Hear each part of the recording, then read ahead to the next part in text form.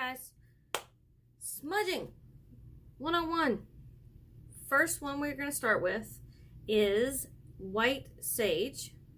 Shocker, I know. The reason being, it's the first one everybody learns about. Well, I'm not going to say everybody. It's the first one most people learn about. It's very commonly taught. So, and it's in every book you freaking read. So I'm just going to start with that. I'm lighting my spell candle just as an example. So, white sage. White sage comes in lots of different forms. So you have your big smudge sticks, and then you have littler, smaller smudge sticks, and then you also have you can get it in the incense variety, which will work at a pinch, and then loose white sage. Now, it doesn't have to be white sage. You can use, there's common sage and then blue sage. Most people, I get the itches the minute I sit down. Shoot. Okay, so most people use white sage to do a clearing, cleansing. That's just the first thing everybody learns. So that's the first thing I'm going to talk about. And that is, it is very commonly used for clearing space. I am going to talk about clearing space more so than setting space. That's going to be a separate video because I'm going to go in a little bit more depth with everything I do the further we go. So, first installment is white sage. You can get it at actually you can get it pretty much anywhere now. I've seen it at TJ Maxx. I think Raven found it at Marshall's once. Any of your metaphysical shops, it's a staple. It is a staple at most metaphysical shops, online and in person. And I would highly recommend having some on hand. It's not everybody's favorite because it smells funny to a lot of people. I don't get where they says it smells like marijuana. It does not smell like marijuana, in my opinion. I'm just going to say, as a marijuana consumer, back in the day, it doesn't smell like marijuana. I'm just going to throw that out there. It really doesn't. I don't know why people associate it with that. Sorry about the small rant, but it doesn't. It does smell funky, but not that kind of funky. Moving on. Sorry. All right. So it's very good for removal. It's very good for clearing. It's very good for cleansing the self and the space, whether it be yours or someone else's. It's very good for that. So in installment 1 of this series, that's what we're going to talk about. What to do. Okay, so we're going to start with super basics. You're going to need a candle or a lighter or a match.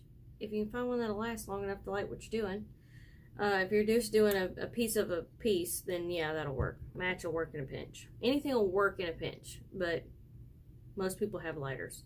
I actually have a grill lighter, but I can't find it. So another thing you're going to want to do is have something to put it out on or in. So your abalone shells, which mine has little fuzzies stuck to it because of all the cat hair in my house. You're going to want one of these. Some people put either this in another container in sand, or they will put sand in this. Mine has, like you see right here, my holes are a little lower on this one, so my concave is not as deep as I would like, but I could put a little bit of sand, but it would make a hell of a mess right here.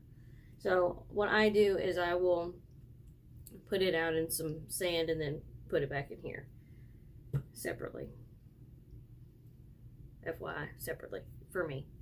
So you have your little, I'm gonna not use one that big, and you can see where I have burned it. You literally just take your candle, clear your mind, have your intention going in your head of what you're about to do, how you're going to go about it, the words you want to say, like get your mind totally right when you want to do this.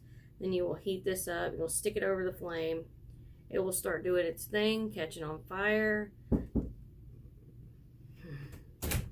I need to really put my filming sign back up. What? Okay. Alright, just put mine in the microwave. I'll be right there. Okay. Sorry, guys. Son made dinner tonight. So you'll get this where it needs to be nice and hot. It'll start turning red on the end. Give it a good blow. Make sure you don't do that over your carpet. Some of the little diddly bobs will come off. And then, I didn't grab my fan either. This is great. A lot of people just use their hand anyway. So you'll start fanning the smoke in the way of where you want it to go. Roll it over you or the person you're doing, top to bottom, arm to arm, hand to hand, foot to foot, up and back, you know, all over, just front and back, go. And then same way with the room. Now some people like to break the room up into quadrants, northeast, south, west. You know what I'm saying. They'll break the room up into quadrants and, you know, hit north, hit east or west, and then south, or however you do it. Some people will start at the front of their house and work back. Some people start at the back and work front. Just depends. Also, and with any smoke related smudge work, now mine varies when it comes to removal of negative energy, and I'll explain when we get there. But for your regular everyday old house cleanse, you do want to have, with any smoke related thing, crack your windows and doors, or at least crack your windows. That way you're not suffocating, like if you have pets, allergy sensitive people, allergy sensitive pets. You know, you want to make sure there's an exit for that smoke, because that smoke needs to carry the negative shit out of your house. That is the whole point. You're going to carry it out of your house. That is the first kind of baby step into smudging. A lot of people forget that they need to have an exit for the negative stuff. You want to get it gone. Now, the alteration or variation of that I do would be, say, not just a normal house cleanse that, you know, is a routine thing, but something, you know, say something has crept in, or someone brought something in, or whatever.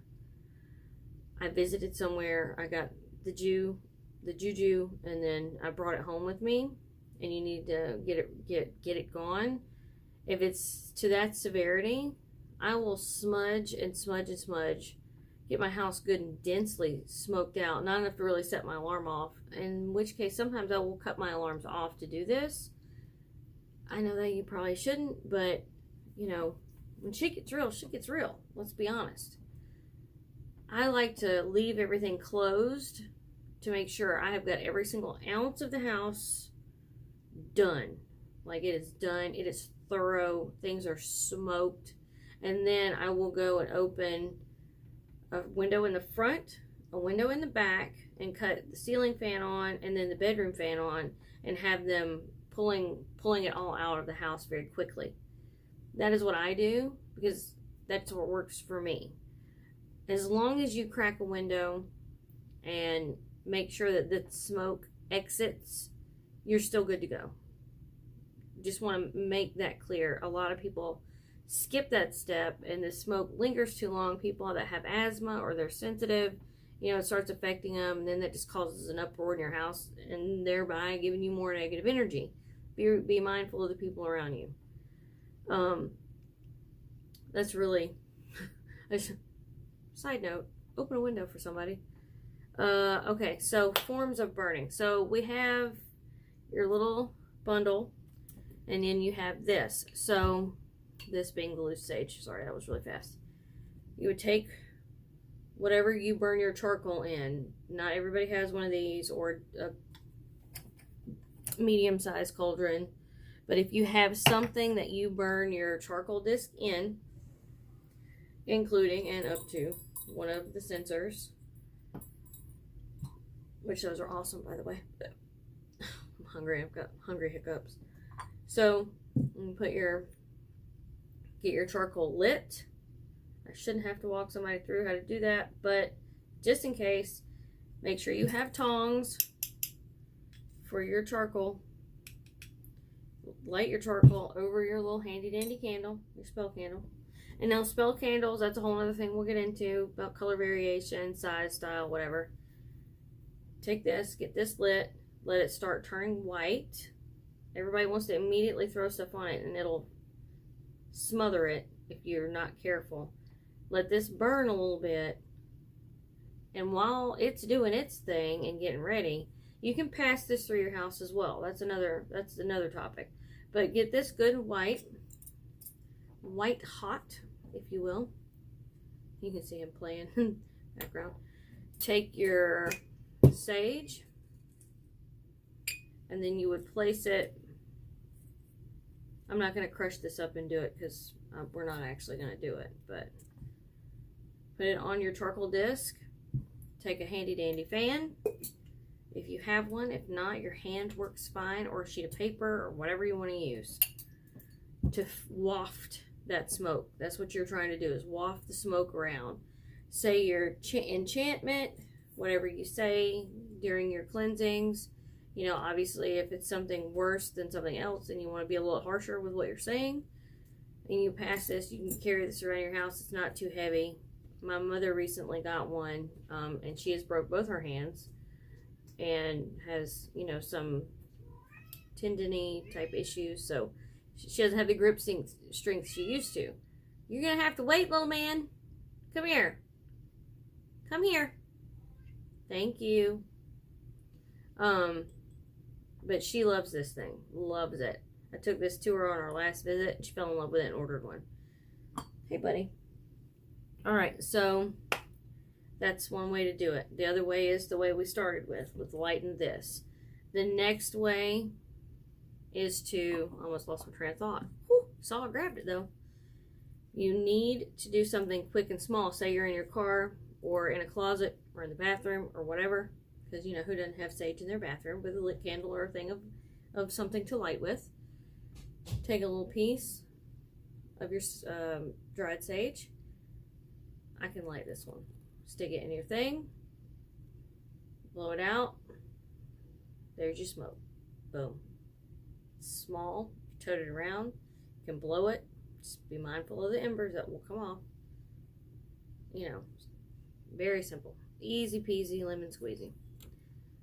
So that is Sage Smudging 101. You can do this on people, in your house, in your car. It doesn't matter. You have a spaceship in your backyard. Cleanse that bad boy too. It is all okay. But that is it. So the next topic, I haven't figured out what the next one's going to be, but it'll be something along the lines of, you know, starting out 101 type deal. But that is all. I hope you'll have a wonderful evening. I hope this helps some of the newcomers to the craft. If you have any information you'd like to know, or more, you want more information about, leave me a comment in the description box. Not description box, that's my job. In the comment section, you know, could I get more information on this? Put it in caps and I'll find you. I don't get that many anyway, I'll find you. But otherwise, like, share, and subscribe if you would like.